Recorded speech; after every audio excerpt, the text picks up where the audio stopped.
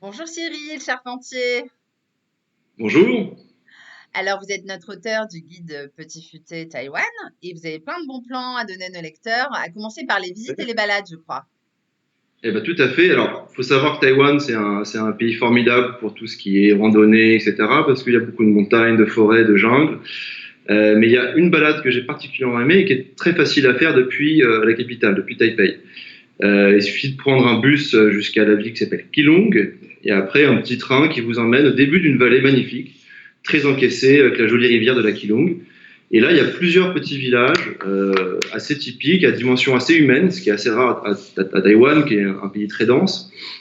Et donc, sur cette ligne-là, il y a plusieurs villages qui s'enchaînent. Ça commence avec le village de Hutong, qui est un village assez amusant, parce que c'est un village minier avant. Et donc, pour garder les mines, il y avait beaucoup de chats.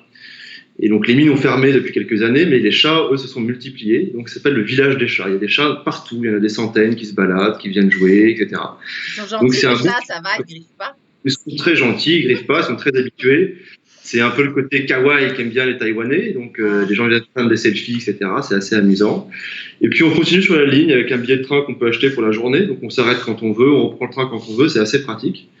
Et là, il y a plusieurs villages. Il y a le village de Xiufen, il y a le village de Pingxi, et voilà, il y en a 4-5 comme ça, qui sont des petits villages taïwanais typiques, avec des jolies maisons en bois, des temples un peu anciens, etc. Et c'est surtout connu pour un festival, qui est le festival des lanternes. Alors, il y en a un principal dans l'année, hein, je n'ai pas la date exacte, mais il sera dans le guide. Et sinon, toute l'année, on peut acheter une lanterne en papier et puis la faire s'envoler avec une petite bougie, avec un petit souhait, comme il faut en Chine. Donc, c'est une expérience qui est vraiment sympa à faire à Taïwan et ça se fait très facilement. On peut y aller une journée, on part le matin, on rentre le soir et ça se fait très facilement. votre chat, il parle pour Voilà, ses pour le chat, semblables. exactement. Il sait qu'il y a ses copains chats là-bas. En plus, il griffe pas, Exactement. ça tombe bien. Donc, au niveau des restaurants, parce que c'est sympa ces petites balades, mais ça donne faim après. Où est-ce que vous recommandez d'aller? À Taïwan, on peut vraiment manger partout, hein. C'est un pays avec des influences culinaires, gastronomiques qui viennent de toute l'Asie. Alors, évidemment chinois, mais aussi japonais, hein, parce que Taïwan a été occupé pendant 50 ans par l'Empire japonais. Il y a aussi la culture aborigène, il y a la culture Hakka. Donc tout ça se mélange, ça fait une gastronomie assez extraordinaire. Donc moi, je peux recommander deux choses. Il y a un incontournable, ce sont les marchés de nuit. Donc ouvre en général à la tombée du soir et qui ferme assez tard. Et il y a plein de petits des étals de street food. C'est parfait pour grignoter un morceau comme ça à l'apéro ou même dîner complètement si on a très faim. Et là, on peut goûter plein de choses très amusantes. Alors moi, ce que j'ai préféré, je pense, dans les marchés de nuit, ça doit être les omelettes aux huîtres. Alors ça n'a pas l'air très bon comme ça sur le papier, mais c'est vraiment succulent. Très C'est bien. des voilà. Et sinon, on a évidemment toutes les charcuteries qu'ils ont. Il y a le tofu puant qui est assez classique là-bas. Il faut avoir l'estomac un peu accroché parce que ça sent très très fort. Ouais. Mais une fois en bouche, c'est pas mal. Et voilà, donc ça c'est une bonne idée. Ça se fait dans toutes les villes de Taïwan. Sinon, moi ce que je recommande beaucoup, c'est que si vous êtes au sud du pays, dans la région de Kenting, il y a plein de restaurants de pêcheurs. Donc là, c'est des restaurants un peu leur cantine, pas très cher, vous voyez, avec la pêche du jour. Et c'est très bien parce que là, on voit tous les locaux du coin qui viennent. C'est une région assez touristique avec voilà, des restaurants classiques. Machin. Et donc, pour voir les locaux, il faut aller dans ces restaurants-là où on commande un poisson, ils le font griller devant vous. Puis après, on peut avoir aussi des petits tapas de poisson, des sashimi, des petits beignets. Donc ça, c'est très très bien, excellent. Et ça permet de rencontrer du monde, vraiment de parler avec les locaux, etc. Donc ça, c'est une très bonne expérience. Et pour aller boire un verre, alors? Pour aller boire un verre. Alors ça, c'est un peu plus compliqué parce que la culture chinoise pour boire un verre, c'est en général, on se retrouve au restaurant, on a une grande table avec tous nos amis, la famille, et on commande beaucoup à manger, beaucoup à boire, et c'est comme ça qu'ils font.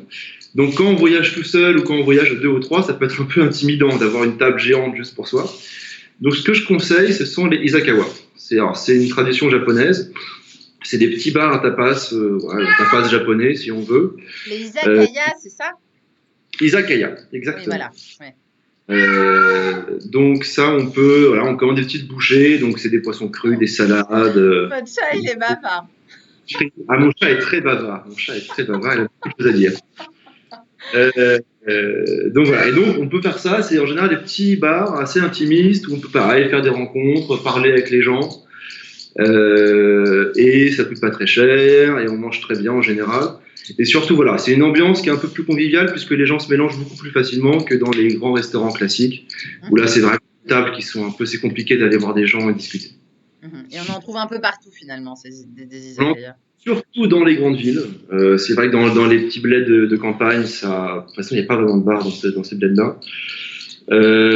C'est surtout dans les grandes villes de la côte ouest. Hein. Il y a Très bien. Kaohsiung, à Taipei évidemment, Taitung, il y en a pas mal aussi. Tao'an, voilà, c'est dans les grandes villes plutôt. Et alors, le meilleur de tous les bons plans pour vous à Taïwan, ce serait quoi? Alors, s'il y a un truc à faire à Taïwan, c'est les sources chaudes. Alors ça, vous n'allez pas pouvoir les rater. Parce qu'il y en a absolument partout. Hein. C'est le pays avec le plus de sources thermales au monde, après le Japon.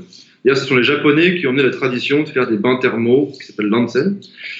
C'est dingue, Donc, on empêche entre les izakayas et les bains thermaux, ils ont voilà, ramené beaucoup de choses, les Japonais. c'est très influencé par le Japon, Taïwan, parce que bon, c'est une longue histoire. Vous pourrez lire tout ça dans le Oui, livre. oui, Hein. J'ai fait un on va pas raconter. papier dessus. Voilà, et donc les sources chaudes, il y a évidemment l'établissement classique, hein, c'est un hôtel avec des chambres, des centres de spa, des centres de soins, mais il y a aussi surtout les sources sauvages. Donc là, alors, il y a une carte, j'ai mis le lien dans le guide sur Google, qui recense toutes les sources sauvages du pays. Et donc là, vous prenez une voiture ou un scooter, vous ne garez pas trop loin, vous marchez à pied, en général c'est entre, je sais pas, 1 kilomètre ou 5 kilomètres de marche. Vous arrivez sur une petite rivière, il n'y a personne, c'est seul au monde, la nature est magnifique. Et vous trouvez des petites sources chaudes qui sortent dans la rivière. Vous construisez une petite rivière avec une petite baignoire avec des cailloux. Et ça vous fait une source de chaude juste pour vous, au milieu de rien, gratuitement. Ça, c'est vraiment extraordinaire. Mhm. Et Ça, comme souvenir, dès que je pouvais, on faisait ça parce que c'est vraiment c'est une échappée, complètement échappée. C'est un vrai break. j'imagine. Bon, votre chat, il s'est balancé de l'armoire, là, j'ai entendu un bruit. Bon, et comme souvenir, alors, qu'est-ce que vous recommandez à nos lecteurs à rapporter Alors, chez soi? alors moi, ce que j'ai rapporté personnellement, c'est du thé. Parce que le thé de Taïwan est très réputé. Ils font surtout un thé qui est assez dur à trouver dans le reste du monde, qui est le thé oolong, qui est un thé, alors je ne vais pas rentrer dans les détails, mais c'est semi-fermenté. Voilà. Donc c'est des thés qui sont assez forts. Ah, on voit Qui se votre voient. chat. Il veut vraiment apparaître à l'image, je crois, il était jaloux. Oui, donc, Ouais, elle va aller dehors, là, ça ira mieux. Et donc ce thé oolong, voilà, c'est un thé qui est entre noir et vert, on du thé bleu aussi. Et oui. donc c'est un tout à fait unique qui peut s'acheter dans tout le pays. Et les plantations les plus célèbres sont à Alishan, dans les montagnes au sud du pays. C'est pas forcément facile d'accès, hein, ça prend un peu de temps, mais si vous avez l'occasion, c'est vraiment un endroit magique. Voilà. Mhm. Et pour chuter, c'est encore mieux. Très bien. Bon, merci beaucoup, Cyril, pour tous Maintenant, ces super bons plans pour nos lecteurs du Petit Futé Taïwan.